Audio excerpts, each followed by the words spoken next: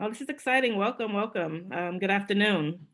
My name is Akila Callbreath-Britt, and I am a member of the Cambridge Common Writers, a member of the board and of the alumni organization itself.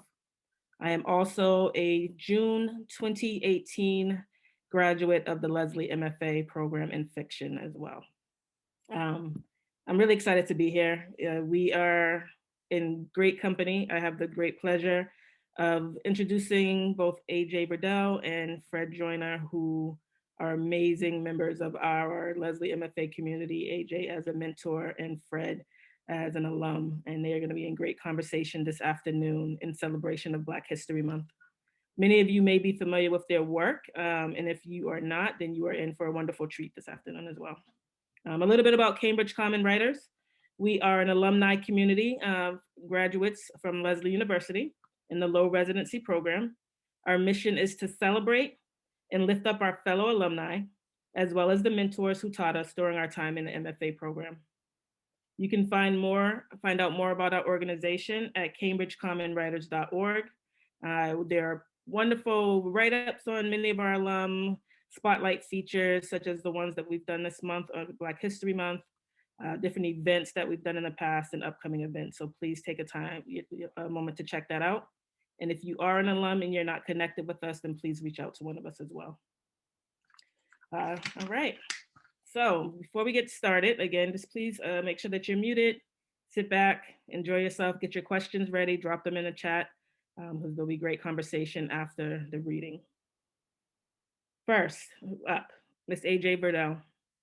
AJ is a working mother and author of The Good Negress, a novel that won 5 national prizes, including a Whitton Writers Award, finalist for the PEN Faulkner Award, for the IMPAC Dublin Literary Award, and for the Los Angeles Times Book Prize. Verdelle also received the Vursell Distinguished Prose Fiction Award from the American Academy of Arts and Letters. She's published essays about art, photography, and Hurricane Katrina. Verdelle teaches undergraduate school at Morgan State University, a historically Black college university in Baltimore, Maryland, and works with graduate writers in the low residency MFA program at Leslie University. In fall 2021, Harper Amistad will publish AJ's memoir about her relationship with the late Toni Morrison. And anybody who's had the pleasure of being in any of AJ's workshops, you know just how important Miss Toni Morrison is to AJ. We've all lived vicariously through that relationship. And I especially have had the great pleasure of working with AJ, and I'm really excited to have her here this afternoon. Fred Joyner is a poet and curator living in Carrboro, North Carolina. Joyner is the poet laureate of Carrboro, North Carolina. He's published and presented his poetry nationally and internationally. As a curator of visual art and public programming, Joyner has worked with the Smithsonian, the Phillips Collection, Medina Gallery, Bamako, Belfast Exposed, Belfast, and others. Joyner's writing is published or is forthcoming in publications by the National Endowment of Arts, the Academy of American Poets, and the Phillips Collection. Joyner is a 2019 Poets Laureate Fellow of the Academy of American Poets, the board chair of the Orange County Arts Commission Artist Advisory Board, and a board member of the American Poetry Museum Art Development Corporation. Please welcome to our virtual stage, Ms. AJ Verdelle. Good afternoon, everybody. I'm so glad to be here for February 28th, which is the last day of February and the last day of Black History Month 2021. So thank you all for showing up in your own homes on this rainy day. So I am going to show you some pictures, and I hope that these are pictures that you haven't seen before. So Michael, if you'd put up the first slide, that'd be great. So for those of you who are part of the Leslie community, don't miss my green. That's my Leslie green right there. And just acknowledging that I appreciate the Leslie alumni for inviting me to do this Black History Month program. I am not a Leslie alumni, but I can be honorary because I've been teaching at Leslie since my daughter was a little girl. which I chose to do so that I wouldn't have to leave town in order to be somewhere else and teach. And she is not a little girl anymore. I just want to admit before I start this that I have, we are all, most of us are writer types. And so we're not really supposed to be using cliches, but because we're supposed to be inventing cliches, people are supposed to want to quote us. So having said that, I'm going to admit that I have kind of a love-hate relationship with Black History Month. The reason for that is because February is quite short and I have a history all year long. So although many of us love Black History Month in the sense that we get to celebrate our history, and as my mother says, whenever I turn on the TV, there's something important related to our history in February. So I watch a lot of TV in February, she says. The celebratory approach is important, but again, I have a history all year. Michael, next slide, please. So this is Carter G. Woodson. I don't quite know if he was on the cover of Time magazine. He's been gone a long time. He died in 1950 and he was born in 1875. But in case you did not know, that's why the slide is here. Carter G. Woodson is the father of Black history. His original conception was Negro History Week. That was way back when we were called Negroes. It was a week when he invented it. He graduated from Berea College. I don't know if any of you know, but there are 11 colleges in the United States of America where they have no tuition and all the students work to run the universities. And Berea is one of them. It's in Kentucky. I tried to get my daughter to consider it and she flatly refused. Carter G. Woodson graduated with a Bachelor of Literature in 1903 from Berea. He graduated from the University of Chicago, where I went, and got his master's degrees, 2 of them there. And then he graduated from Harvard in 1912 with a PhD. He was the second person. W.E.B. Du Bois was the first. So if you haven't heard of Carter G. Woodson, please look him up. It'll be helpful to you. Michael, next. So in his time, Carter G. Woodson was considered radical for insisting that we needed our history to be discussed and that we actually had a history worthy of discussion. He wrote many books, one of them called The Miseducation of the Negro, which is a book I love just for its title, because the reality is that in the United States of America, African Americans are generally miseducated. And the main way that you can see that African Americans are miseducated is by the fact that we have a Black History Month, which is a short, compressed time where we celebrate Black history, except the kids have a history all year and all their lives. Interestingly, I think Carter G. Woodson donated his library to the Library of Congress. Back when we had an open Washington, D.C., you could walk into the Library of Congress and really experience the way our nation keeps records. The Library of Congress was started by Thomas Jefferson, who donated his library of 5,000 books. And so did Carter G. Woodson. Next slide, please, Michael. Thank you. One of his famous quotes was, "Those who have no record of what their forebears have accomplished lose the inspiration which comes from the teaching of biography and history." This is kind of a big deal because if you can imagine, let's say you woke up one Tuesday morning and you got out of bed, you came down for breakfast and somebody said to you, "I just want to announce to you that you're inferior. And because you are inferior, you're going to start getting secondhand things and you're not going to really have a good job. You're not going to really have good opportunities." And you'd be like, forget it. That's not real. That's not true. Except you went to bed and the next morning you woke up and somebody said, "Let me tell you that you're inferior." And this goes on like Groundhog Day. Well, the idea is that you start to be erased and you start to lose your sense of what is possible for you. And when you don't know who has preceded you, who has done very well, then you don't have what you need to say, I can do that too. On the previous slide, I showed Carter G. Woodson's stamp. And for those of you who don't feel like you're very versed in Black history, a good way to start is to go through the stamp process, because the post office used to be sort of more on our side before our current Postmaster General. And so there are lots of stamps that can help you figure out who some of the greatest people are in African American history. Next slide, Michael, please. So erasure obviously equals harm.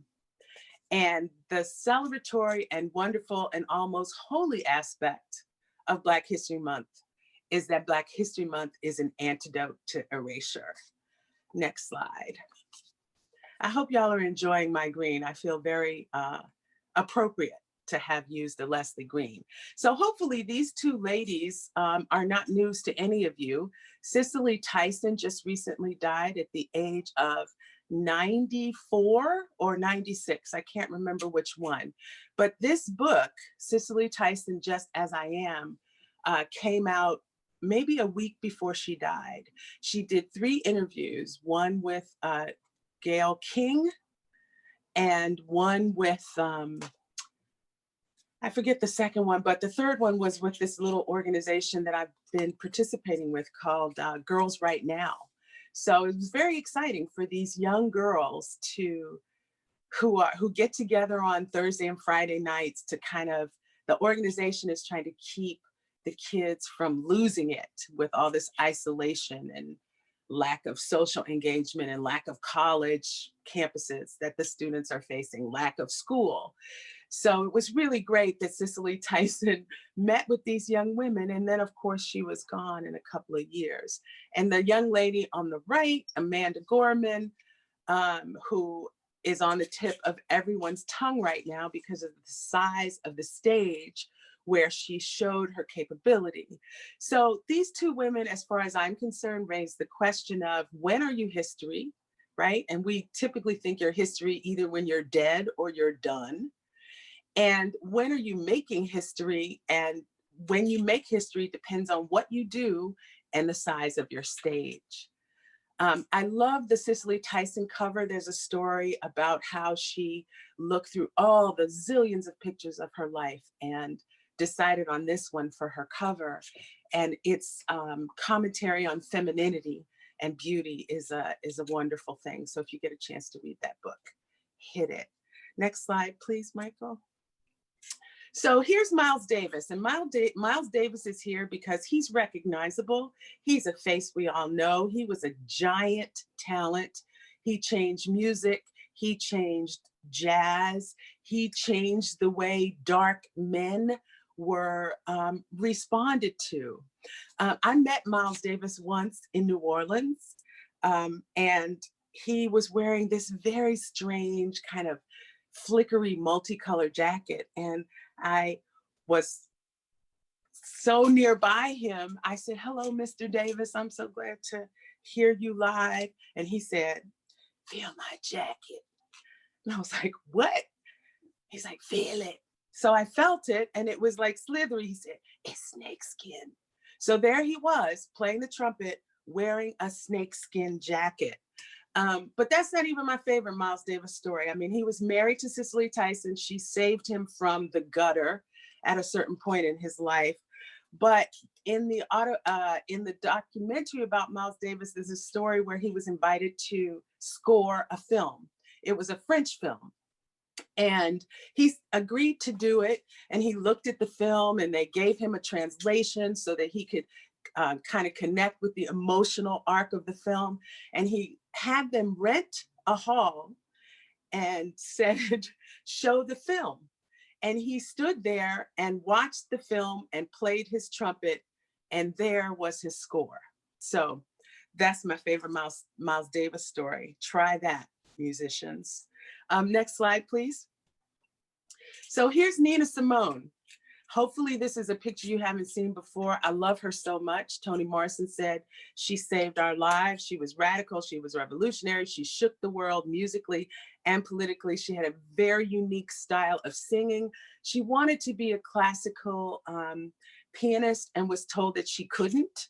So then she started playing in clubs, and when she started playing in clubs for money, they said, well, you have to sing. And that was the best thing that ever happened to us, even though it was quite an insult to her. So if you don't know her music, there's some important titles listed on the slide.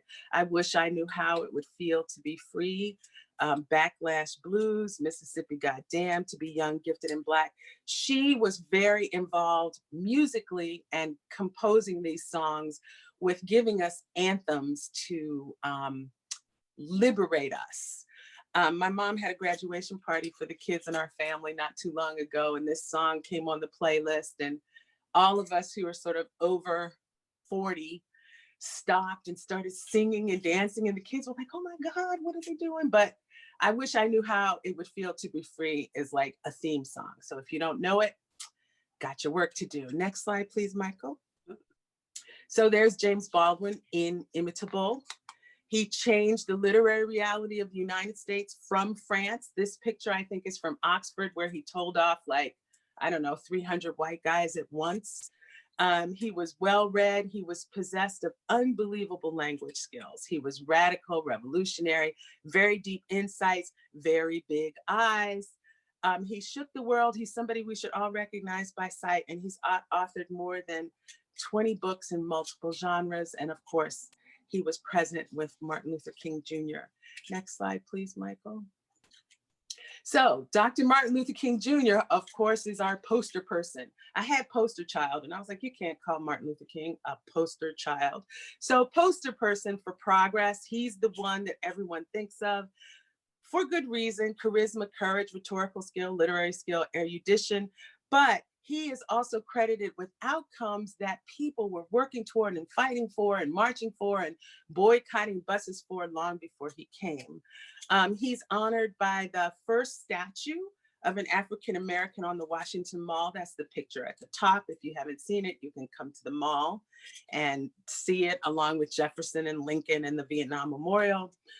He also is the first African-American to have a national holiday. Next. So I don't know if you recognize this young man, but there he is with his dark glasses and his harmonica. He burst onto the scene just about this age, around 13. His first song was all about the harmonica. It was called Fingertips, and he refused to stop. He just refused to stop until Martin Luther King Jr. had a national holiday. Next slide, Michael. So that is, of course, Stevie Wonder. His name was Steveland Morris at the time, and he was changing it to Stevie Wonder at the request of his record company. Stevie Wonder wasn't born blind.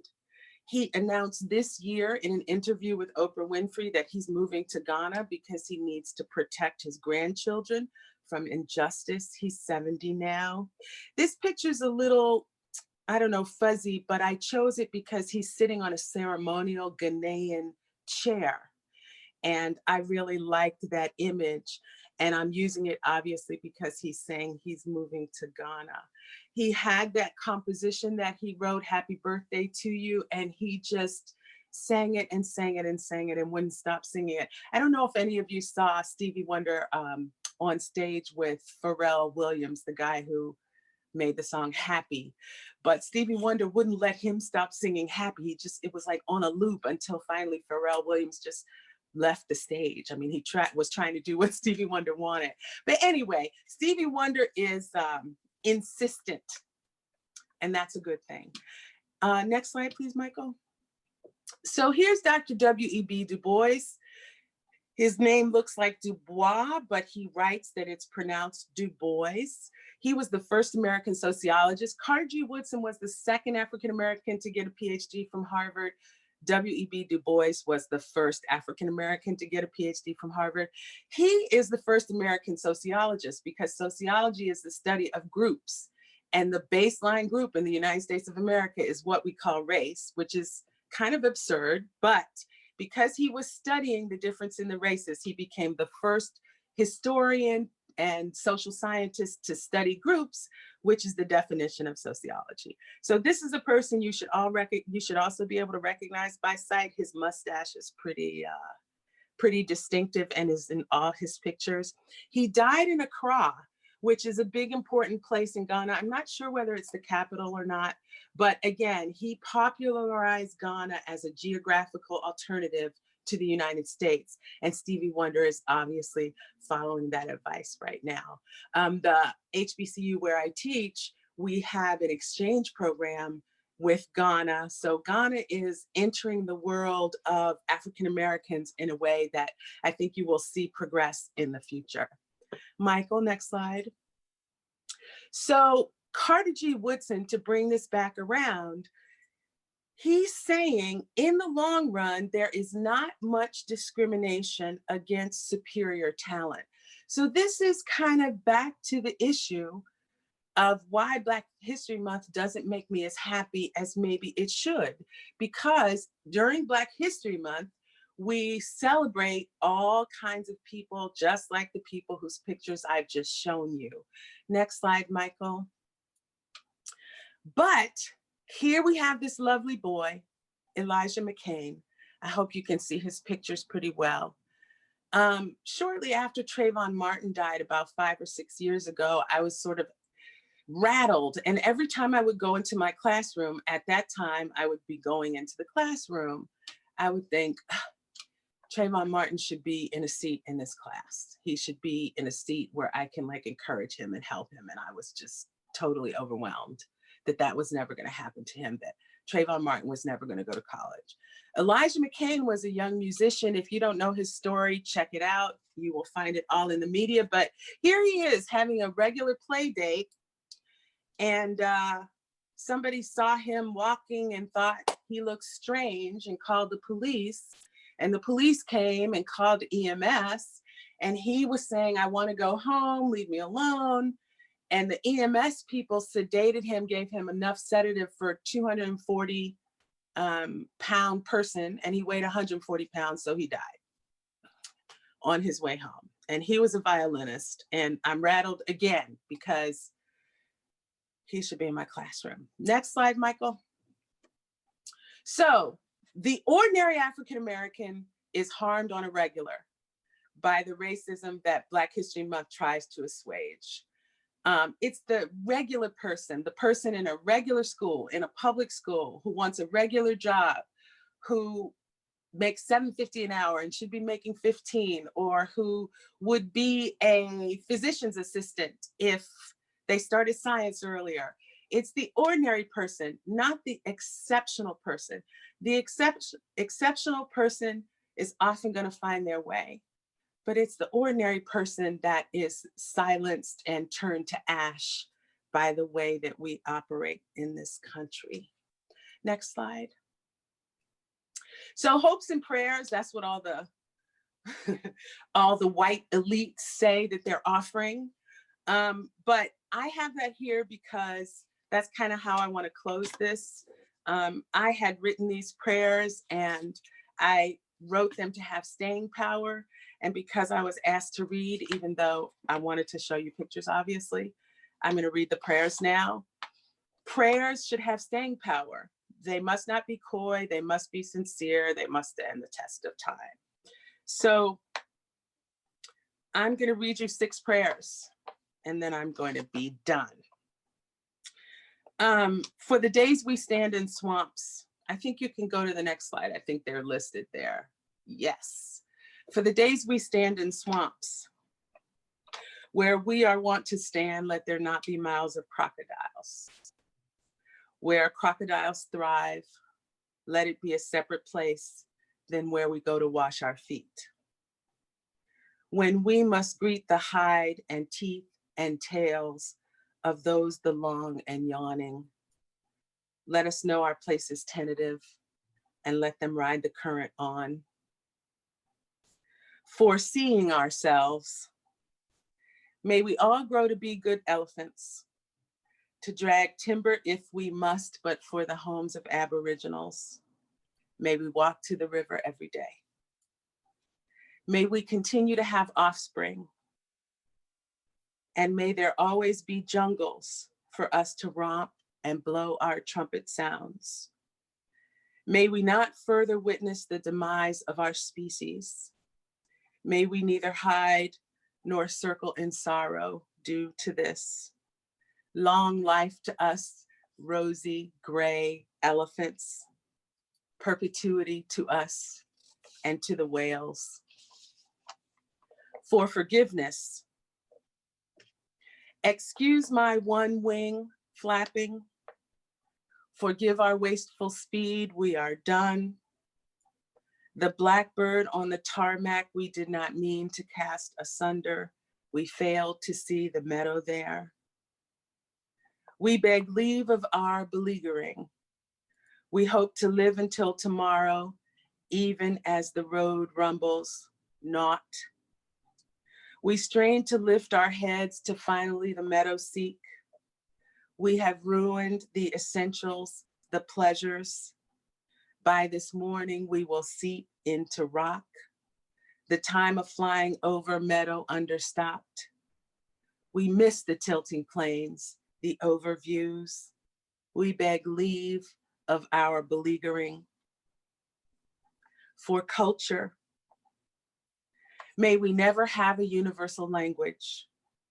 May the lilt and trip of sister lands and brother lexicons always cause us to lean forward, to cup our ears, to strain to understand. May the rush of seas and the trials of mountains always enchant us. May we never collapse a monolith in force upon ourselves. For hopefulness, may the alphabet never forsake us. Let the one syllable difference between hopefulness and hopelessness keep us ever minding our P's and Q's. Please let the difference between despair and optimism be wider than one phonetic construct. Let this difference be chasmic, be cosmic, resound. For the creation of the text, may the words we write have verve and life and presence. May the writer and the mind not be fallow before the thought. May the fodder of the brain be enlivened by the days and the cows and the bells ringing from the church tower. May the clang of the bells and the clamor of the cities and the closing of the century call all of us to our vocations. May the sentences we construct not entrap us in our failings. May we write long and seriously and positively so that the trap we write equates with ascendance. A hot air balloon cascades over the minutia of our worries. May we never lose the ability or the willingness to press the juice from grapes. May we never lose the ability or the willingness to squeeze the time for thinking. May we never lose the ability or the willingness to create the sweet purple syrup of our witness, the page. So I don't know if my dad is watching, but if he is, I know he's saying, what is she talking about? But that's part of the whole history that you have, right? That we have a history of people writing on all kinds of levels about all kinds of things. African Americans do all kinds of things, all kinds of accomplishments, not just the notorious failings that our society both entraps us in and publicizes about us. So, you know, when you have been teaching as long as I have, you start to wonder as people publish and grow, wow, did I teach this person anything? And so Fred Joyner, who is up next, was my student at one point, and he is now Poet Laureate of a community in North Carolina, and he's one of those people that I wonder about. So thank you, everybody, and take it away, Fred. Yeah, please, yeah, give AJ Verdelle a round of applause, hands. That was a blessing. Thank you so much for that. I think we just need just a quick, like 10 seconds of silence just to kind of like try to get all that. That's going to be resonating with me for a while. There's so many different directions to go based on that presentation. One thing I wanted to say too is about Du Bois is, and I have that same conflicted feeling with Black History Month, because he wanted Black History, he wanted Negro History Week to be an observation of the Negro in history, right? Not just Negro history, because he realized that you could shrink Negro history into whatever container you wanted to put it in if you left it, if you wanted to deal with Negro history. They'd already done it, right? White society had already done that. And so what he was trying to look at was the Negro in history, big H. And so that was one thing that was just that just resonated with me so much. And that's the conflict of it. Right now, I feel like Black History Month is just looking purely at Black history, not Black people, African people in history. Yeah. All right, before I start rambling and get on my little soapbox, I'm going to start with this. Open the way with an ancestor, talking about history, right? This collection just came out. Move. On May 13th, 1985, Wilson Goode, Philadelphia's first Black mayor, authorized the bombing of 6221 Osage Avenue after complaints of the neighbors, also Black, about the Afrocentric Back to Nature group headquartered there and calling itself Move. All the members of the group wore dreadlocks and had taken the name Africa. In the bombing, 11 people, including children, were killed, and 61 homes in the neighborhood were destroyed. They had begun to whisper among themselves, hesitant to be branded neighbor to the wild-haired women, the naked children, reclaiming a continent away. Move. He hesitated, then turned his smoky finger toward Africa, toward the house he might have lived in, might have owned or saved had he not turned away. Move. The helicopter rose at the command, higher at the first, then hesitating, then turning toward the center of its own town, only a neighborhood away. Move. She cried as the child stood hesitant in the last clear sky he would ever see, the last before whirling blades, the whirling smoke and sharp debris carried all clarity away. Move.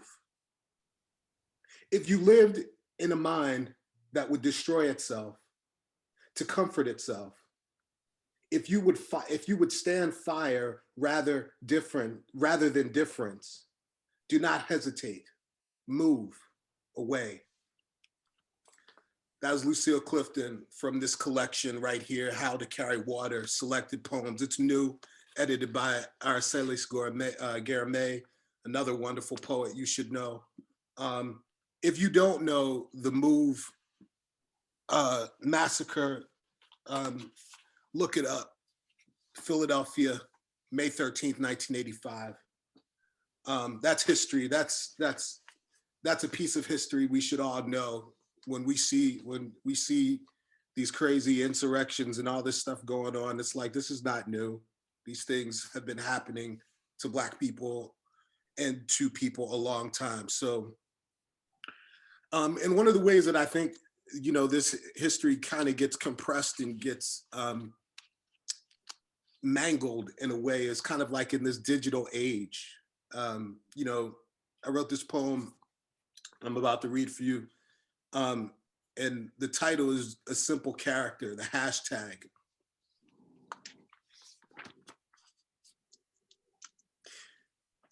They have called me many things. I'm a ubiquitous prefix affixed to anything that once lived. Now they call me anything, a body, anything to be aggregated, an unfleshed brand, a metric, the product of an auction block, inventory. Sometimes I dream I am a ladder, a thing that reveals the hidden, the big H in history, despite the death that wants to climb on my back.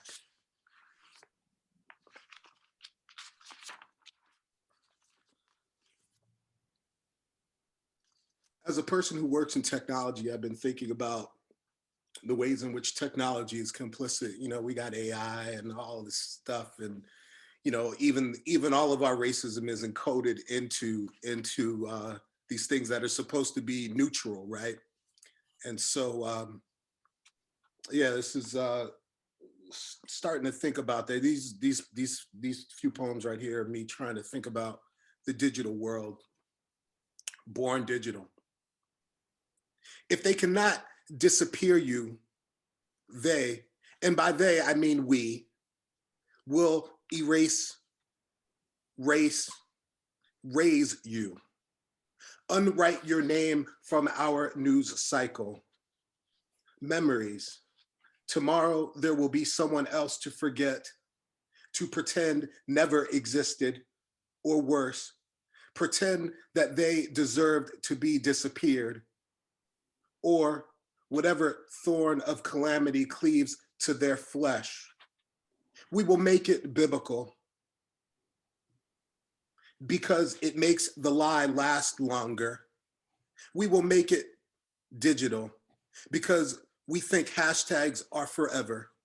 Or perhaps we believe that a keystroke is a kind of mourning and that hard drives hold everything worth keeping.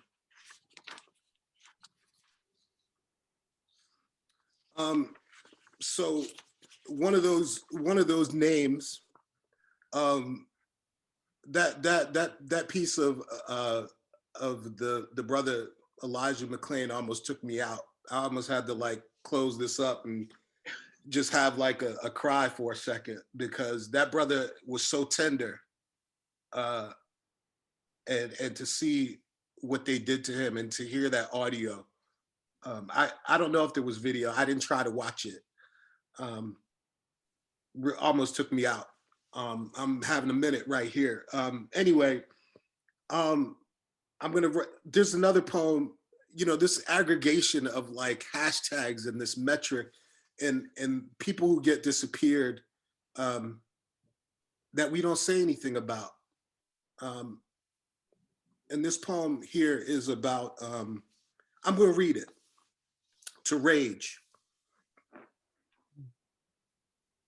To rage as if it were your own blood, not just kin, but the actual body, vanished under the nose and under the nose of the all-seeing eye of empire. The strange wonder of being seen and not seen. Enough to be suspect, not enough to be human, only enough to be bodied. Fleshly pounds, fleshly pounds for dusky commerce. When will we rage for our sable daughters as if they were innocent, pure as their skin, honorable as their mother's spines? And that poem was for Relisha Rudd and all her sable sisters. If you don't know Relisha Rudd, she was a baby who was disappeared from Washington, D.C., and just gone. And we still have not found her. Nobody has found her. There's been no, you know, we didn't stop the nation to find this little girl, this little brown girl, this little Black girl. So go out and find that. Find her and raise her name up amongst the people that we are trying to remember. She's history too. the sore us. When the body is subject to the whip, it becomes a drum beat against time, on time, 2 and 4 if you regular, 1 and 3 if you funky. A new nation cut its teeth across my spine, and I turn that pain into a sound sword. And while I play, I smile a smile that is not a smile, a back bent and balancing a bucket to catch my sweat and tears. I refuse to bleed. Even the fruited noose they make of me sings a sacred one-note wail into this stolen and aching soil. So thinking about soil, you know, I lived in West Africa for three and a half years, almost 4 years. And I started traveling the region, and you know, there's areas all over the continent where there were people that were considered what they call terra nullius, which basically it translates into like no man's land, like nobody's there. That's where the expression comes from. And basically what it means is that nobody is there worth considering, right? And you know, this is antiquities. This goes back to antiquities. And then like, you know, we get to like Dred Scott and what's it, Judge Taney, I think, that says to Dred, or I forgot the judge's name, but he says to Dred Scott, like the Negro has no rights that we are bound to, that we're obligated to deal with. So there's this thing where terra nullius is always kind of, we're always kind of grappling with that. And we as a people, as an American people, whatever that means, we grapple with that all over the place when we look at how our armed forces treat the dead, treat the places where the dead are buried, treats places that are supposed to be sacred, right? Terra nullius. And there's a little coda on the end of this. It's kind of like this revelation while living in Mali. Terra. We are told we come from dust. They say they come from God's breath, blood and soil, that we are to be carried wherever we are cargoed, wherever we are sent, to be swept aside. Make no mistake, dust is not soil or good earth. Their feet mark our bodies, their storied bodies mark ours in our saltwater births and deaths. Even their tongues make a blinding streak across our memory, a blind spot in time. Nullius. To be rendered nothing, invisible, and yet still bear Kipling's new caught burden. Even New Empire's mouth says corruption, but means nothing. Void, savage, black. Coda. Even after Ellison, after all that the other invisible ones have taught me, it is here, between the Sahara's dusty kiss and the Sahel's indecision, that I learn how to live in no man's land, how to be both earth and nobody, good soil and dust. How am I doing on time, Mike? Somebody? You're good. Fine, Fred. Okay. Speaking about land and being moved, I could not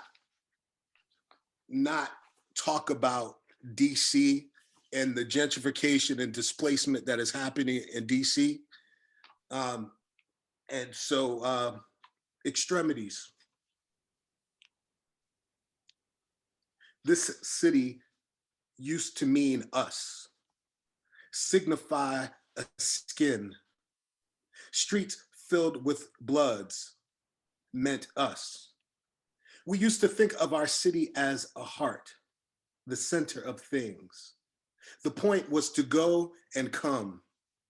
We still like to think of it as a heart, not a foot or a fist formed against us, not a metaphor, not arteries and veins, not just arteries and veins, but avenues, not capillaries, but highways that lead us to townships of blood, extremities.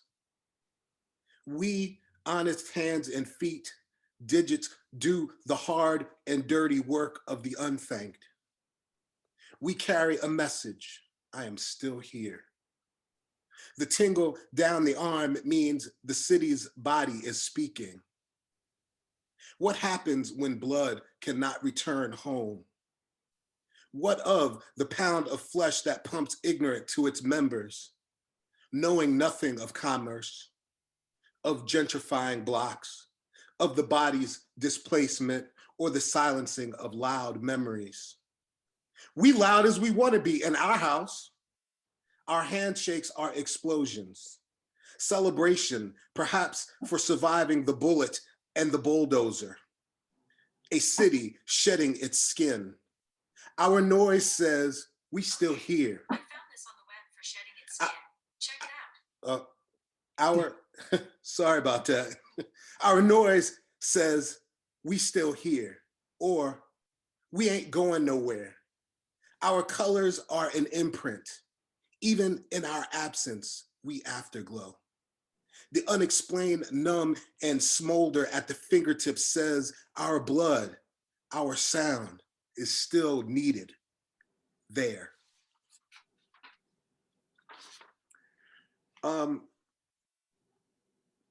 This is a poem called Witness, U Street, Northwest, Washington, D.C. And I'm gonna show it to you real quick. There's the title right there. You can see in parentheses, it says whiteness also, U Street, Washington, D.C., Northwest Washington, D.C. Witness, everything is new here. I step onto U Street and realize, young as I am already a relic. Even the street has a new stitch down its gut to close the wound, where all the bodies are buried. Walking by Freedom Baptist Church, you can hear every note sung inside. The holy moans are older than every song I know. Even the bricks quake at the sound of a blue note older than blackness. Service ends. Old souls file out onto U Street. They are relics too, like lumbering icebergs, melting under a new white heat.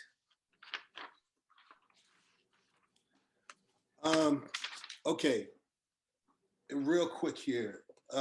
So I'm fortunate, I'm very blessed to be here in North Carolina and to have found a community here of Black poets, of other poets, but Black poets in particular. It was important for me to find that here. And so one of those fellowships is called the Carolina African American Writers Collective. We just put out this anthology published by Blair. And so going along with that piece about land and stuff and people being removed from land and all of that, gentrification, read you this poem called Gullah. My people come from South Carolina. South Carolina and Georgia, we are low country people on both sides, and our land is important. Anyway, and we're in the same battle that people are in urban centers in the North and all over the country, losing land. Gullah is spelled G-U-L-L-A-H. Look that up, talk about history. The closest thing we have to Africa on this side of the Atlantic is those practices that come out of the Gullah Geechee communities. Sister Julie Dash did a film called Daughters of the Dust that you must see, that documents that whole kind of like, documents that whole experience a part of that experience. It's a multitudinous experience because there were many different people from many different ethnic groups that resided on these sea islands. Some of those sea islands that some of us may vacation to now, those lands were ancestral lands for people, my people, and for many other African Americans and indigenous people of this land. Gullah. When I think of you, I think of all the questions on my plate, of the okra, tomatoes, and corn, all gone. I sift through the last scattered grains of rice for answers, like the last words of a saltwater prayer. I think of the fictitious distance between the blood, the fictitious distance the blood-darkened Atlantic put between our tongues and bodies. Massa still means bondage. Burden. Gumbo still means okra. How long before your body's story is bleached like the seashells and tabby of the point? Or before every acre of my legacy is subdivided for empire's many mansions? I still dream of all the history sold at the market, of the mirror in the waters on the Gold Coast, of the crumbling schoolhouse in the palm of my grandfather's hand. Two notes, I didn't want to interrupt before reading, but massa, people always think that that's a mispronounced English word, the English word master. Massa actually is a Fulani word that means bondage or my captor. It's not a disambiguation of the word master. It means people knew what they were doing. These people were geniuses of language. Most Africans that made it to these shores had at least 3 or 4 languages under their belt because they lived in proximity to other ethnic groups. So when an old African said, yes, siree, massa, siree is a Fulani word that means evil one. So when we say, yes, siree, massa, that means, yes, evil one, my captor. These people were clear. They knew who they were and they knew who they were dealing with. So keep that in mind.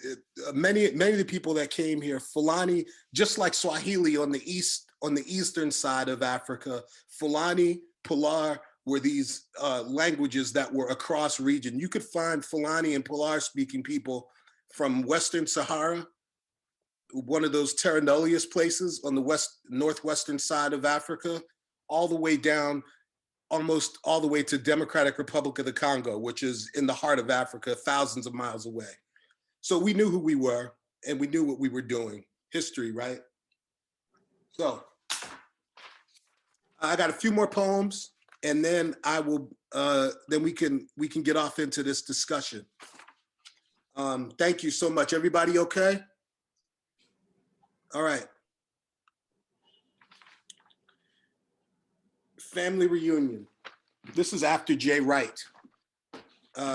He wrote a poem called Family Reunion, and I started to try to think about mine. Family reunion after Jay Wright. If you don't know Jay Wright, you should.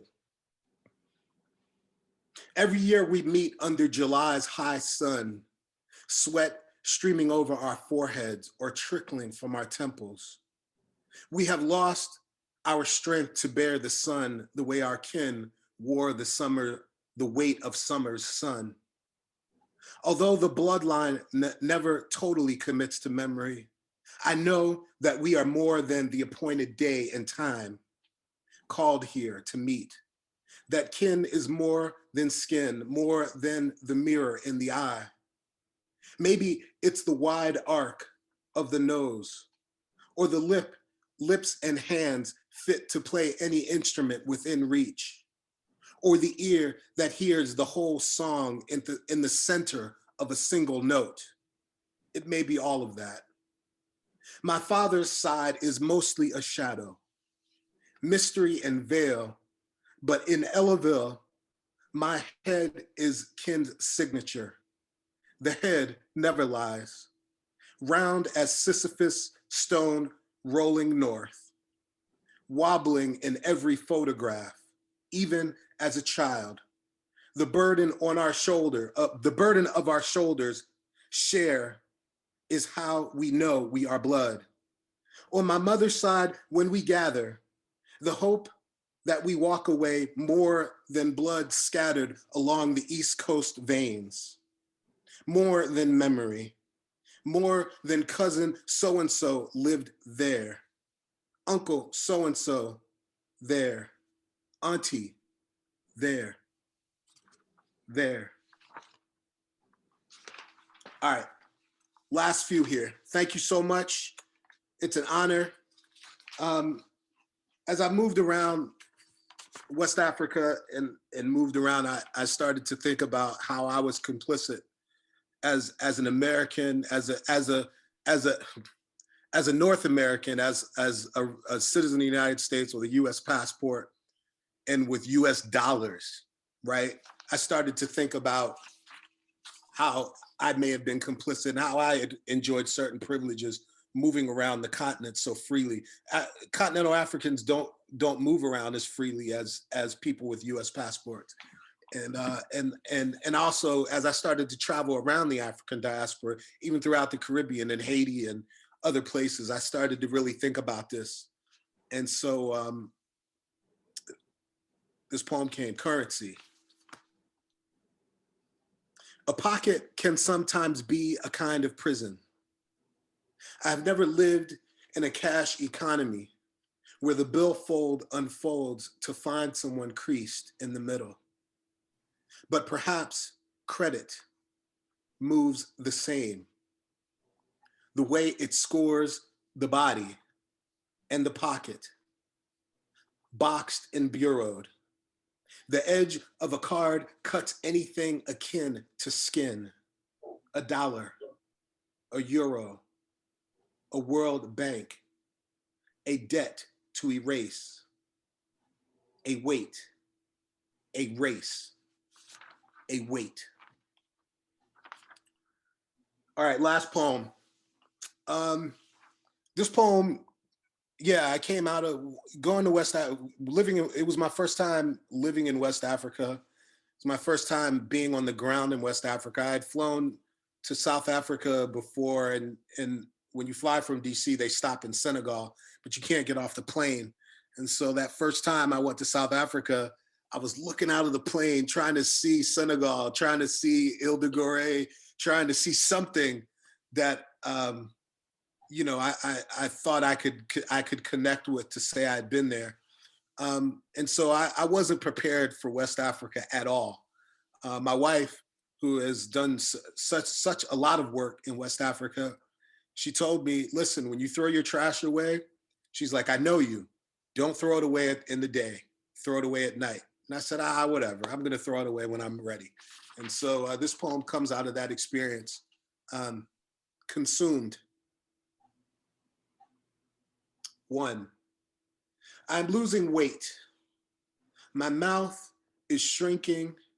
My stomach is now right-sized for my eyes.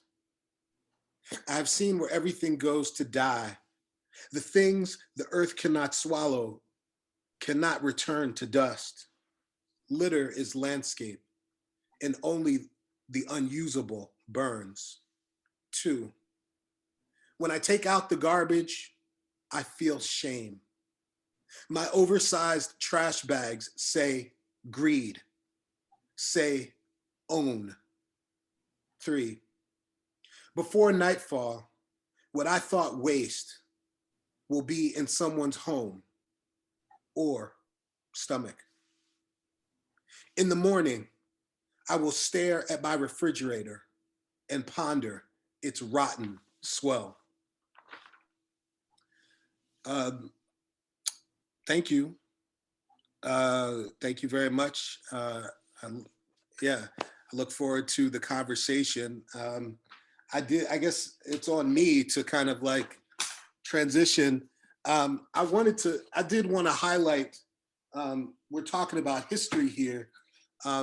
And of, you know, the few things. One thing is that sitting in AJ's classroom, she did this workshop on revision and this idea of, not just line edits, but just throwing away the whole thing and actually revisioning how you see a particular piece of writing.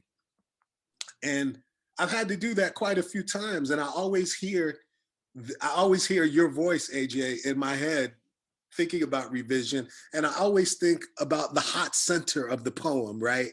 The hot center of the piece of writing, both in image, but also in rhetorically, like what the argument, what am I saying? What is the poem trying to say, right? And when Michael asked me to do this, to be a part of this, I was like, okay, I'm gonna dig around because there's more to AJ than I know, and I found this. So this book, if you don't have this book, it's called The Scurlock Studio: Picturing the Promise and Black Washington. This is an important book because what Washington is and what DC is today is not what Washington has historically been. Washington and DC used to be, I mean, the epicenter of Black life. Like there would be no and it's not just me, many other scholars make this case, there would be no Harlem Renaissance if it wasn't for Washington, DC, right? The intellectual grounding, right, that comes out of Washington, DC laid the groundwork for the Harlem Renaissance. Not only that, but like the civil rights movement, anti-lynching. I mean, Georgia Douglas Johnson and her salon, she was writing anti-lynching plays, right? And so this book, The Scurlock Family, really highlights a kind of Washington that that we're talking about. And AJ wrote an essay in here that you got to get this just for that essay, for real. So I recommend that. And so I just wanted to ask you, AJ, like, how does Washington, how does all this history of Washington, being a native Washingtonian, and the visual piece, like my dad was a musician, and he always used to talk about going to Washington like you had to be dressed to the like you had to be as sharp as like a piece of paper, like the edge of a piece of paper when you went to Washington. And he was from Philly, and they thought that they were the sharpest. But when you went to Washington, like you had to be sharp. What is it in the visual piece, in the image making, and all of that? What is it in the camera, in the photographic eye, that informs your writing or your writing habit or practice? Well, thank you, Fred. That's a good question. I am actually very tied to the visual when I do my work. Sometimes I have a visual image of the people that I'm writing about, but sometimes I go, speaking of revision in the heart of a story, sometimes I'll go looking at images of Black people, looking for somebody who looks as close to my character as I can find. And certainly the important part of that experience is the experience of looking at visuals. It's not so much, do I find Denise or do I find my character P or Harriet, but more about scrolling through and looking at the cache of images that have been collected and allowing my mind and my ink to discover or draft or implode about whatever images I am finding. Now, the DC part of this, and this is part of one of the things that's so tragic about DC at the moment, the federal government was very, very important in the transition of African Americans from bondage to freedom, basically. And the federal government, as a result of being the sort of Union Army, those were the people that emancipated slaves looked to help, to work with, and to figure out, how do I get a foothold in this society? And certainly my family, I was a third or fourth, I can't remember, I think fourth generation Washingtonian. And I actually, beat the drum hard to have my daughter in New Orleans.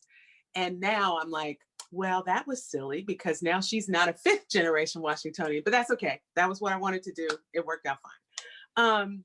But I do want to agree with you about how Washington is. I do want to raise Scurlock's name. Scurlock was a photographer, kind of like James Van Der Zee, you might have heard of, or Carl Van Vechten, who's white, who took a lot of pictures of people in the Harlem Renaissance.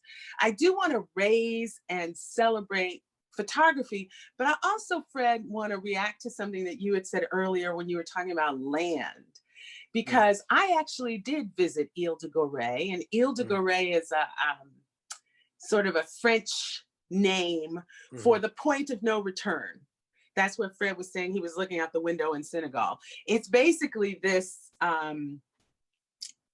stone castle, and you walk into this stone castle on the ground level, but then when you walk out the other side, there's like a drop of like 600 feet down to the ocean, right? And when I was there, which was maybe 20 years ago, 30 years ago, I don't know, something like that, you could walk there and see the drop. I mean, it was very scary. But anyway, the curator of that event said to me, not to me, but to the crowd that was there, the 30 or 40 so people, he said, this business of Black American inferiority is such a joke.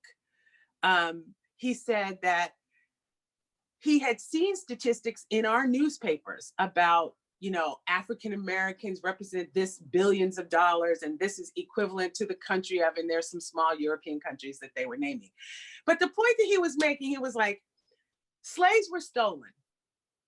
And when you break into somebody's house to steal something, you don't take the first thing you see in the door. You don't go with the welcome mat. You don't take the bucket that's sitting by the refrigerator in the kitchen. You go looking for what is valuable. That's right. And when these people came and stole the slaves, they went to the best farms. They went to the people who had the greatest skills. They took the people who spoke the most languages, who were the tallest, who were the strongest, who ran the fastest. These were the people that they were seeking. And these are the people that African Americans are. And he was like, you all are our crown jewels. You talk about being taken out. That, I was like, what did he say? What, I was like having a nervous breakdown. So the point is that you are stolen as a diamond or as a ruby. Somebody went to the country and fanned out with firearms and said, we want the best people. And then you move them to another country, chained, choked, broken, and you tell them for centuries, you're dumb, you're stupid, you're worth nothing. And this is what you get. But the curator at Ile de Gorée was like, it's a lie, and you can see it. Who wins the track meets?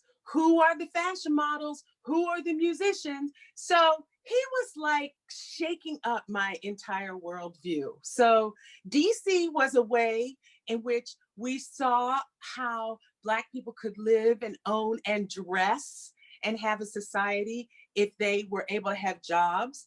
And the curator at Ile de Gorée is saying, don't believe this repetition, recognize it as repetition, and try to get clear again about who you are. Amen. And you know what? And the thing is that to echo all of that, so when I actually got a chance to go to Ile de Gorée, the curator who was there said the exact same thing to the group that was there. The other thing is that we forget how long the colonial situation was going on in Africa. They were watching us, right? They were researching us. So when they went there, they knew what they were looking for, right? They knew exactly what they were looking for. And I mean, in this country, there would be no rice, there'd be no rice if it was, I mean, it may have been come much later, but like, and the other thing is that I think that's clear from what you said and from what this curator said, is that they were looking for people that already had skills, because in their supply chain, they had to produce once they got on the ground. You know, there was no time to train people to do what they needed them to do. They had to do this stuff already, right? They had to have the ability to do this stuff already. So this whole line of having to train Africans and break them and all that, no, you had to break them from wanting to cut off your head because you took them from their land. You didn't have to train them how to do what you wanted them to do. You knew that they could do that before they got on the boat, right? So yeah, it's so clear. It's so clear that those things are so clear, that only we survived to survive the ride. You know, Mos Def has this song, and I'm gonna butcher it, but there's a phrase, there's a line in it where he says, you know, we screamed and cried, but we survived the ride, right? And then something he said, and he said, and then I know my life is better because you weathered the tide. Like that is our story, right? And that's not just African American story. That's That's whatever this American thing we call ourselves. This chauvinistic American thing, because South Americans are Americans too. But the fact that we call ourselves Americans, like we own the whole joint, right? Like this, whatever we call ourselves, like we're all better because of that. Like whoever, I don't care what ethnicity you are, what nationality you are, y'all are all standing on the people's shoulders who weathered the tide to bring y'all rice and indigo and like everything. And labor. Free labor. Right. And you know, Jesse Jackson said, when I worked with Jesse Jackson, I was 14 years old. My mother was like, go find something to do. So I volunteered at Operation Push. That's what it was called. And he said, I don't know, I met him. You know, I didn't see him every day. I was in Washington, but when he came and I met him, first thing he said to me, well, how are your grades? And I was like, my grades are great, because they were. And he said, they're great. You good at math? I said, yeah, I'm good at math. He says, okay, I have a question for you. How much money would you have if you had 30 people working for you for free for years? Pick any number of years. How much money would you have if you had 30 people working for you for free? Now, obviously, this was not a math problem I could do, but it is a math problem. Absolutely. It really is about how you just stole these people's time, labor, children. So yeah, the evil and duplicity is my mother's word. My mother taught me this big old word when I was very young. And the point is, you have to recognize when you're lying. And this is what America celebrates, lying.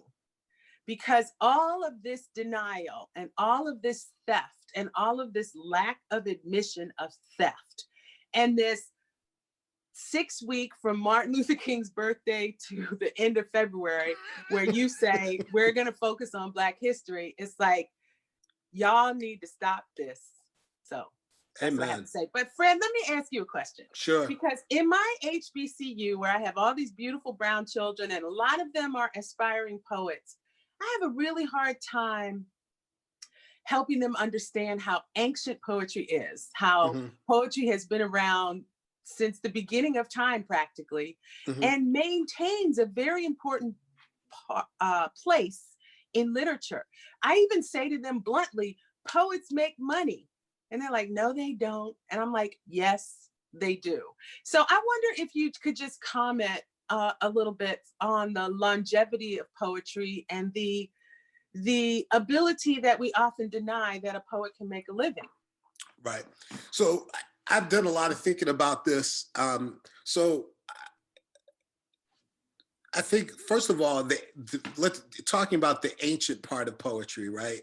We could go, you know, if you look at Maurice Condé, Segu, right? And she's talking about in the antiquities of human beings on this planet, right? Like that's what she's talking about. One of the stories that comes out of, and especially for Black people, like because you're at an HBCU, I'm talking about Black people right now, right? Talking to Black students. The story of Sundiata, right? That story is the oldest, I mean, it's one of the oldest stories on the continent of Africa, right? And that lineage, that story, even today in Mali, today, when you go to Segu, you get people who, if they think that you're worthy, they'll recite the story of Sundiata to you today. Like there are people who will do that for you. So, and that story is what informs the entire country of Mali, and not just Mali, because those borders are artificial. Like the borders of Mali, you know, the French, the Germans and the French, and everybody just decided where. But I'm talking about, if you're talking about the Bambara, the Wolof, the Tamishak, the Tuaregs, all of these groups, the Ewe, all of that. What's in that story is the ethos that gives them the pride that they have today. So that's one thing. We're talking about the ancient thing, and the music that goes along with that. The instruments that they play are the descendants of the instruments that we play today, right now. So the kora and the ngoni, two instruments that are. Those instruments are the descendants of those instruments are the guitar and the banjo. Right? So, and I can tell you I've seen this happen. I've seen a guy who had never seen a violin before, and somebody brought him a violin, and he looked at it and he was like, okay. And he started playing it. He didn't play it with the bow, he played it with his fingers. And he got more music out of that violin than anybody you could hear and I was like, now this man, he was coming from the village. He had never seen the violin before, and they gave it to him. And I witnessed this I witnessed this kind of thing with my own eyes, right? So, and the poetic impulse is in all of that. So that's one thing. That's one kind of like thread. Like this thing is old and it's in us. Right? Like it's in us. The drum, I always think, I was just listening to Baraka the other day, and he's got that poem, I don't know what it's called, but it's like, it starts off like, bad news say, kill drum, right? And then he goes on like, but drum don't die, drum be a body, or drum turn tongue, drum, whatever. So the drum, right? And it's not, the drum is not the important part. The percussive part is the important part. When you listen to early African Americans play any instrument, percussive, it is a percussive thing. And honestly, one of the poets that, for me, that really talked about this a lot was Thomas Sayers Ellis, right? Like he always talked about, in one of his poems, my meter is percussive, like all of that. Like he talked about that a lot. The percussive element. So again, that's another thread, right? And then, and when you put those two things together, storytelling, the music instruments, and the percussive, you got hip hop, you got the grounds for hip hop, right? And then poetry, for me, poetry, I mean, yes, poetry, little p is about writing poems and getting it on the page and the art of crafting, but big poetry, big P, is about creation, is about the thinking, the mindset of creation. How can you create something from nothing? Poesis, right? Like just literally creating something from nothing. And that creative impulse is something that, like, I mean, these kids, they're doing it. You're seeing your students doing this. It's just that they're comparing themselves to somebody like Jay-Z, and they're like, oh, poetry don't make no money. It's like, what do you think he's doing? Like, what do you think those rhymes are? Like, we're taught that that's not poetry. And I understand vis-a-vis the literary tradition, or what we think of as what gets canonized as the literary tradition. Okay, yeah, fine. Like, it's not poetry in that same way, but he got metaphor, he's got reference, he's got alliteration, he's got any literary device. You'd be hard pressed. And I'm not even a Jay-Z fan. I'm using him as an example because the kids think of him as, because he's a billionaire, they think of in this kind of like, you know, as Dr. Greg Carr would say, in this capitalist criminal enterprise that we're in, right? We think of him as the epitome of the thing, right? It's poetry, right? It's not poetry in the same way that you and I kind of like have committed our lives to, but it is, the poetic is in it, and he's using a lot of the same devices.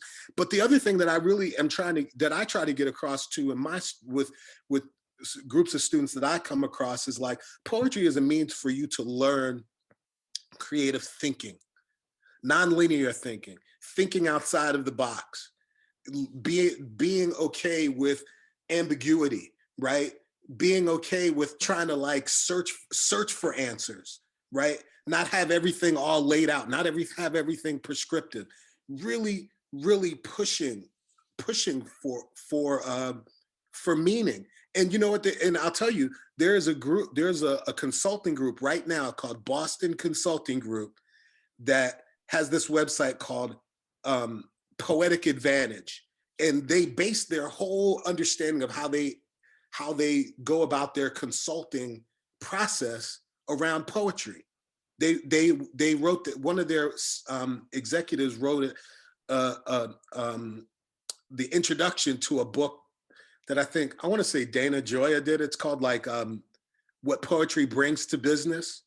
So poetry, and you know what, I may even have it up here somewhere on my yeah, I can't put my hands on it right now, but poetry, I think, to answer, I'm sorry, I'm going all around the world to answer your question, but I think the fundamental piece is about, it's not just about the poems. The poems are the means to teach you all of these other things about thinking, about the way the mind works, and about way to see different things in the world, to be able to see different points of view. You know, you listen to some poems and they're arguing they're arguing so many different points in a poem, right? That's valuable. That's valuable even in public discourse, because if you can have a poem that's arguing in the context of single poem, arguing a different viewpoint, then if you can learn from that poem, then you can debate effectively, right? There's all these other things that you can do. And so for me, like, that's the thing, is poems teach you how to think creatively, to think in a way that's not so prescriptive, and poems don't ask you to regurgitate. We might ask you to memorize a poem, but that's because we want you to get it in your body. But it's about creative thinking. That's what I think the power of poetry is, in my opinion. Well, thank you for bringing up about that business book. I see Akila is about to come in and do questions for us, but yeah. I need to follow up on that business book, because I'm trying to keep these poets energized, these young poets energized. Yeah. Yep. All right. Well, oh my goodness, AJ, Fred, this was amazing. And I think we can all agree that to have to even cut one bit of this conversation short is doing a disservice to the whole afternoon. And, you know, if there was more time, I think we would all just stay on and just marathon through this, because this dialogue is just, I don't know, I'm struck just by the conversation that's happening. And I'm trying to like jot down notes, and everything from the hashtag being, you know, a keystroke of mourning. And anybody who knows AJ knows that any experience with AJ comes with a teachable moment, and it's so invaluable. And it could not have gone any better, is what I would like to say about that. But I do want to make sure that those of us who are in the audience do have an opportunity to ask both Fred and AJ some questions. And so let's see, we will start with, there's a couple of questions, particularly around the idea of West Africa and Ghana being a place of refuge. And so the first question for Fred is why did you move to West Africa? Mali is in question marks is where you were, I believe. Was it to teach, study? Was it business? What created that journey in your life? So my wife works in public health. And so we were living in Washington and I had just gotten laid off. This was right before I started at Leslie. To show you what poetry does, right? This is another answer to your question, AJ. So, and so we got married and I started graduate school. And when I got there, I was in touch with some people on the ground there and they found out I was a poet. And so they took me, they took me to some artists, right? Like they didn't know me from Adam. It was just that somebody told them I was a poet, they literally like put me in this community of artists. Like I was able to very quickly meet a bunch of artists. And then I had a chance to meet Malik Sidibe. If you don't know, Malik Sidibe is was a West African photographer, a Malian photographer. I had a chance to meet him the year I moved there. Within a few weeks, I told them I wanted to meet Malik Sidibe, this group of people and they were like, oh, that's my cousin, right? So in Mali, the average woman has about 6 children. So families are very large. There's these extended families and people understand themselves as related. So yeah, how I got to Mali was that. Like my wife works in public health. And even though it was for her job, I took it as an opportunity to dig deeper into what I understood as my lineage. And I'm not saying that in DNA wise, I am connected to Nigeria and Mali and Togo, but because of my culture on this side of the Atlantic, the Black American culture, I already knew who I was connected to. I didn't need science necessarily to tell me that. Like I already knew generally kind of like what my culture was. And so, yeah, I took it as the opportunity to learn more about West Africa, to dig in and to get on the ground knowledge. What Dr. Greg Carr there in DC would call mouth to ear, like actually talk to people and have them tell me things from their mouth and the knowledge and lineage that they're standing with to my ear.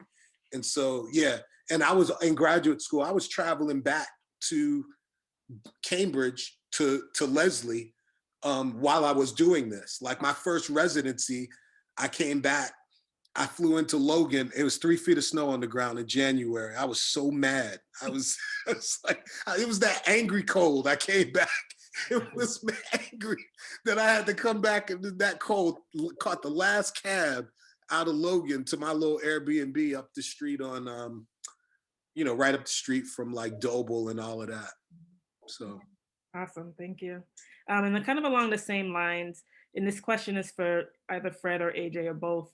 How did Ghana become kind of an alternative destination or even a return to home for Black Americans? And there's a second part to this question. What makes Ghana still kind of that place of refuge even now? What has revived that movement? Well, I'll take a crack at that. First of all, English is spoken in Ghana, which is helpful. Yep. But also, Ghana has been a place where people like Marcus Garvey, but Ghana has been a place that has drawn African Americans' attention as African Americans started looking at after the backlash of Reconstruction, which is the same kind of backlash we're having right now, except after Reconstruction, we had like 10 Black senators and in one of the Carolinas, and they just decided no Black people in the Senate, right? And so they struck all these people out and Jim Crow. So at that time, Black people started to think maybe we're not going to be able to stay in this country because we're not going to continue to take this abuse. And so Ghana rose up because of the illustrious Black people who had scoped out Ghana, who had understood about the English speaking. It's actually on the coast, so you don't have to go deep into the interior. You don't have to learn indigenous languages. There's also a country in Africa called Liberia, which was actually set up for emancipated slaves by white people. And white people wanted us all to move to Liberia. And Black people at that time said, we're not moving anywhere. And we're especially not moving anywhere you tell us to move. You're not telling us what to do anymore. So we did start to examine Africa as a place that we could possibly return to, but we refused to go to Liberia. And there's a whole history of that, a lot of fussing and arguing, and it's actually a great story. Yep. Yeah, to echo all of that, or to build, just to add on, yeah, I mean, this is a conversation that's been going on for a long time. You know, I mean, the Pan-African impulse, and even though I think I identify as a Pan-Africanist, I'm not a Pan-African scholar, so I'm not gonna try to, but I will say this, is that the other thing is that Ghana, part of the reason why you're seeing a resurgence and a focus on Ghana is because Ghana reached back, right? For African Americans that were reaching, they reached back. And in the 60s, you know, another country that reached back was Tanzania, right? Like, so and there's a lot of reasons for that. There's a whole lot of reasons. Some are geopolitical, some are like kind of in the covert, you know, like in military interest and all that, because of trying to get, you know, the United States government was trying to get positioned in East Africa to be close to the Arab Peninsula and all of that. And Swahili is a linking language that you know, that people on both sides of that, the ocean on that side speak, right? So you'll find Arabs that speak Swahili as well as indigenous Africans on the other side. So there was a lot of reasons for that, but Ghana in this contemporary moment actually reached back, and it has become a place where Americans can actually, even though we can't not yet get dual citizenship, we have what's called the right to abode. So you can stay there for a long time. You know, you can set up a business, you could do all these things. And I think from the United States perspective, you just have to come back every so often to re-up your, you know, to let people know, to let the State Department know, hey, I'm here, still an American, got my passport, I'm good, right? The other thing that, I was gonna say something else, right to abode, Ghana. Anyway, it'll come back to me, but that's the other reason why, is that Ghana actually reached back to, you know, when African Americans reached across, they actually like reached back in a way that was meaningful. So that's an important distinction too. And I doubly echo the English, the language thing, because that's been a serious barrier, I think, is the language. So yeah. Thank you. AJ, this question is for you, and I'm going to read the question as stated, and then I'm going to kind of add a little piece to the question as well. But are you optimistic that one day in the future, racism will be destined to be a thing of the past? And what I'll add to that question, or what perspective I'll add to that is, you know, if we look at the history of racism, it has transcended generations and generations and generations. And we, at least in my opinion, have only made very minute progress. And so, you know, are you hopeful about the future of racism? Will we see something different in our lifetime? Well, I don't know about our lifetime. I especially don't know about my lifetime, because my lifetime is probably shorter than some of yours because I'm a lot older. But I will say this. We as African Americans and brown people and people of color have done something that I think also women have done. We accept our situation as our problem. And racism is not our problem. Racism is a pathology that belongs to white people. They steal, they lie, they're abusive. Not everyone, but racists are batterers, basically. They are abusive and wretched. And so I think that the only change to racism is going to happen when the people whose problem it is are burdened with that reality.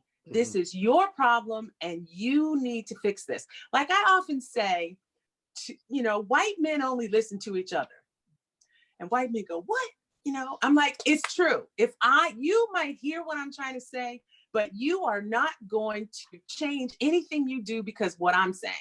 If I get a white guy to say the same thing to you, you might listen. And that's what I think we have to do. We have to start refusing to accept the burden of racism. It's not my job to prove to you that I'm a fine human being. Read my work. You will find that I have a brain, right? And as I alluded to before, the real problem is for the ordinary citizen, the person who can't do what I can do with a pen, right? The student that I have in my classroom who wants a job, who wants a house, who wants to be able to have children and not worry that they're going to get shot in the street. So what we, I think, need to do as African Americans and as people of color is protect each other and focus on uplifting each other. And then every encounter we have with racism, whether it's on a page or in person, needs to be turned back around on the person who is delivering it and say, you know what? You have a problem and don't come back in my face until you fix that. Because I don't have the energy or the lifespan for your problems. Right on, right on. Amen. Yeah. and a woman too, as Sonia Sanchez would say. Exactly. Slight shift in topic, but similarly, how has the past year shaped either of your writing, particularly around the political madness, the blatancy of disturbance against Black skin, Black people, Black humans, the things that we've had to see on top of the pandemic? How has that shaped your writing? Have you been writing? Do you find that it's very much still in this realm of race, politics, pandemic, or are you able to bridge out of this vortex that we're in and write from some other places? I'll just say briefly, I've been writing what I've been writing. Like I'm not, because this is what like I said before about America, like this is what America is, right? We're a country who lies about its own name. Like, and I didn't realize that until I traveled abroad. And I'd be in a group of like other people from like Brazil and Chile, and I'd say, "Oh, I'm American." They're like, "Yeah, so are we." Right? And then I was like, "Oh, yeah, that's right. Like, yes, they are Americans. Like, why? So we're so, as a country, we're chauvinistic about that. We've allowed the lower 48 to mean America, hands down. So if you can lie about your name, like you'll lie about anything." And so like, yeah, like I've just said, you know what? I'm going to continue to do what I'm doing. Like, and I can't be, like Mama Morrison said, like Miss Tony said, racism is a distraction. It's a distraction. And if I get tripped up by what they're doing and what they've been doing from the beginning, then I'll get stuck in this vicious cycle where I'm just responding to what they're doing. I mean, I'm not ignoring it, but I'm just saying, like, I'm not going to alter everything that I'm doing to just deal with that. Right. And nor should you. Right. Yeah, nobody should really be. I mean, if you learn one thing from enslavement and bondage, is not to do what people are driving you to do. I have written all my life since I was very young, and I have so much paper around me and so many stories and so many notes about stories. And, I've been badgered by the publishing industry, but in the last year, as you all know, or some of you know, I've been sort of recruited to write about Toni Morrison. And I've done that. I'm doing that. I'm polishing that up right now. And I don't think the last year has really been any different for me in terms of, has it changed my writing? Because their problems are not what motivate me. Right. And I have to protect myself from being slapped around by other people's problems. That's right. Exactly, exactly. And I mean, that's an awesome segue into the next question, which is for both of you all. Has there been a time when you trusted yourself or your story over the advice of an editor or a critic? And what advice would you give to authors struggling with edits that they feel devalue their work? Well, I think that because publishing is a gateway industry, meaning somebody has to, even if you have the thing, even if they've bought the thing, somebody still has to process it through their structures. So I think there's a lot of potential for tension, and you have to just keep working. We have a student, an alumni, who's coming out with the book, Pleasant View, and it's a fantastic book, Celeste Muhammad, but it was rejected a whole number of times. And it is a fantastic book. And I'm not talking about for Leslie, I'm talking about it's a fantastic book. Right. So you are going to struggle with gateway people, no matter who they are and no matter what industry it is. It's like you have interviews for a job, or you are trying to convince somebody to do something, or you're trying to get your book published. You have to be determined, and you have to keep trying, and you have to keep going to people and working your networks and working your work. But you also have to expect that it may not be seamless. It may not be easy, but that doesn't mean it's not going to happen. I mean, everything seems, not everything, but lots of things seem impossible until they're done. And then suddenly they're not impossible anymore. Yeah. I wanted to chime in real quick, if I could, on that. I'm a prime example of that. I'm not in academia in that sense. I am in higher ed. I work in IT in higher ed. And I have two young children, like a 6-year-old and a 4-year-old. And so making the time and finding to devote to all that stuff that AJ just said, working my networks and working the work and working all that, it gets hard. It gets hard to say, to fight with publishers and fight with whatever. I have one small experience just recently to remember is I have a publication coming out in a catalog coming out very soon here for a prestigious art institution, and in that I was writing about all kinds of stuff, writing about David Driscoll, writing about my move to Mali, writing about this artist named Simone Lee, and I capitalized Black all throughout it. And the editor comes back to me and says, well, we're using the Chicago Chicago style guide, and we're not capitalizing Black. And I said, listen, okay, I understand your manual, but what I'm doing, the piece that I am writing is in conversation with a very specific point in time in literary history.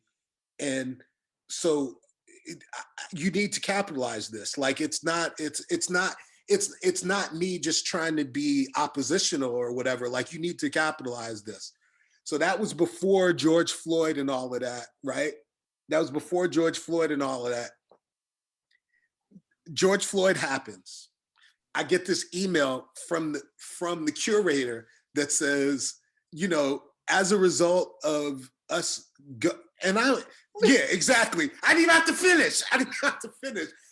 All the Black people on here were like, no, exactly. As a result of, we've decided that we're going to capitalize Black throughout the entire publication where it's referenced. And that wasn't just my essay. They went through and made everybody change their thing. And so I was happy that I stuck to my guns, because I said, listen, talk to the curator. I was like, I was like, this curator knows my work.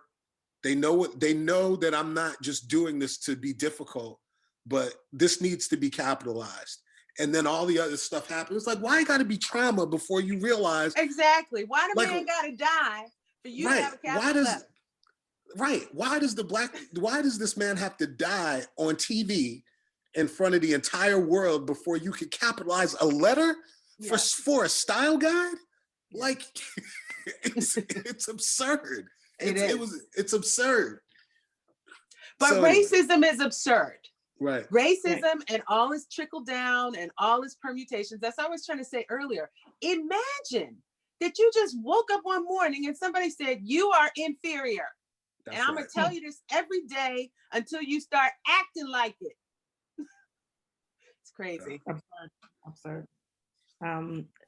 Before we close out, is there anything that Fred or Adria that you want us to kind of take away? I mean, there's been so many moments throughout this afternoon that we can all say, yep, that was it. But, is there any kind of like final thoughts that you want to offer the viewers? Again, it's been such a pleasure to be in both of your presence, and, I miss seeing folks in person, and I look forward to that day. But it's been a wonderful afternoon. And so again, thank you for being here. Well, I'll just say I'm really happy to see everybody's face. This is as close to seeing faces as I get these days. And yeah, I mean, Akilah, you alluded to it earlier. It is true that I'm always teaching. And I don't know, I believe in it. I believe in the importance of learning through the voice, that if I can give you something with my voice that you then discover on the page, or that you haven't yet discovered on the page, then I've made a Sunday. So thanks for making a Sunday with me. Oh, anytime. I'm just thankful for this exchange. I guess what I would like to say is just to think about, as writers, when we go and we do our MFAs, right? And we have put so much energy into our work. Like, I always think about these stories, like, somebody who's a business person and they have an MBA and they're like, oh yeah, they've been in business all, since they were in college or whatever. And I was like, I've been writing since I was 6 years old. Okay. Exactly. So the MFA is just like the credential I need to like do this thing. But I've been writing, I'm 45 now, right? So I've been writing a long time. So the point is that we should be treated just like any other professional level degree. And not just for poetry. Like, we're creative thinkers. We create worlds, right? We create worlds. So if I can create a world, I could run your business, especially if you put me in the position with all these other smart people around to not let the thing fall down. Because there's been some really mediocre business people. We've seen them. They've been presidents, right? So we've seen this, right? So my thing is, if I have an MFA, my MFA should just, in thinking, in the ability to create reality, my MFA should be just as valuable as anybody's MBA. And so, that's what I work in IT and operations. Now, my undergraduate studies, okay, yeah, I studied mathematics, whatever, but that's not it. I've been writing poems since I was a kid. That creativity informs my work just as much as people think that my undergraduate studies do. And what I'm saying is that we should be people should see poets. And like, prime example, look at Elizabeth Alexander now, running a major foundation. Look at Kevin Young, running a museum, right? And those are just recent examples. There are people who are poets in our lineage on whose shoulders we're standing on, who have been running organizations and been doing things, running businesses for a long time. And so all I'm saying is that we don't let people pigeonhole you into writing, just writing. If you have wishes to do something else in addition to your writing. Right. Because you can do, as long as you can balance it, you can do that and your writing. And that's what creative writing, creative thinking. Like I said, we create worlds. If I can create a world, I can run a business. So I guess I'll leave with that. All right. Well, there you go. You can create a world, we can run a business. I think that says it all, right? Again, thank you so much, Fred. Thank you so much, AJ. This has been Thank you. an amazing afternoon. Thank you for everybody who has come out to listen to these great voices. You know, every day is a new day, and I urge everybody to just do something phenomenal with it. Thank you. Thank you.